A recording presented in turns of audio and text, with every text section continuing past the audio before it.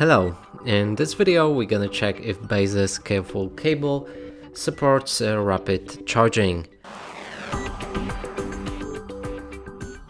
And to do this, here I'll be connecting it to the 120 watts charger, which supports the fast charging as well as the ultra fast charging, and we're gonna check if this cable can do it.